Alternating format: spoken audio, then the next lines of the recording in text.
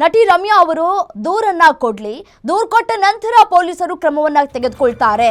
ಕೆಲವು ಪ್ರಕರಣದಲ್ಲಿ ಸುಮೋಟೋ ಕೇಸನ್ನ ದಾಖಲು ಮಾಡಿಕೊಳ್ತಾರೆ. ಈ ಕೇಸ್ನಲ್ಲಿ ಸುಮೋಟೋಗೆ ಅವಕಾಶ ಇದ್ರೆ ಪರಿಶೀಲಿಸಲಿದ್ದಾರೆ ಅಂತ ಹೇಳಿ ಬೆಂಗಳೂರಿನಲ್ಲಿ ಗೃಹ ಸಚಿವ ಡಾಕ್ಟರ್ ಜಿ ಪರಮೇಶ್ವರ್ ಹೇಳಿಕೆಯನ್ನ ಕೊಟ್ಟಿದ್ದಾರೆ.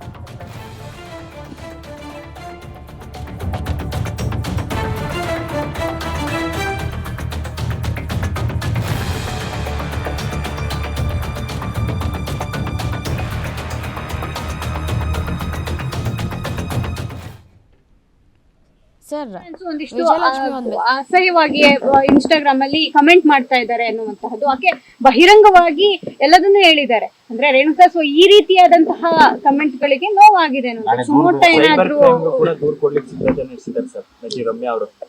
ಕೊಡ್ಲಿ, ಕೊಟ್ಟ ಮೇಲೆ ಅದಕ್ಕೆ ಏನ್ ಕ್ರಮ ತಗೋಬೇಕೋ ತಗೊಳ್ತಾರೆ ಪೊಲೀಸರು.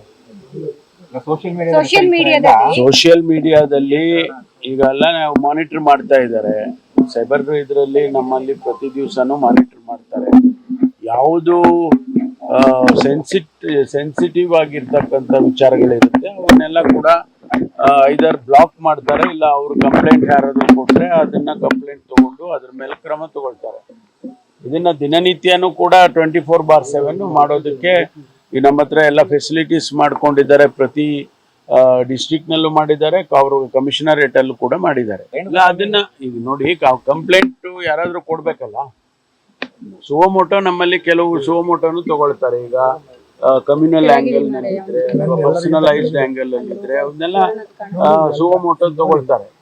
ಅದನ್ನು ಕೂಡ ಮಾನಿಟರ್ ಮಾಡಿ ಅಂಥದ್ದು ಏನಾದ್ರು ಇದ್ರೆ ಅದನ್ನು ಮಾಡೋದಕ್ಕೆ ಪೊಲೀಸ್ನವರು ತಗೊಳ್ತಾರೆ. ಆದ್ರೆ ಕಂಪ್ಲೇಂಟ್ಸ್ ಏನಾದ್ರು ಬಂದ್ರೆ ಅದನ್ನ ಇನ್ನೂ ಸೀರಿಯಸ್ ಆಗಿ ಮಾಡ್ತಾರೆ. ದರ್ಶನ್ ಫ್ಯಾನ್ಸ್ ಒಂದಿಷ್ಟು ಅಸಹ್ಯವಾಗಿ ಇನ್ಸ್ಟಾಗ್ರಾಮ್ ಅಲ್ಲಿ ಕಮೆಂಟ್ ಮಾಡ್ತಾ ಇದ್ದಾರೆ ಅನ್ನುವಂತಹದ್ದು, ಆಕೆ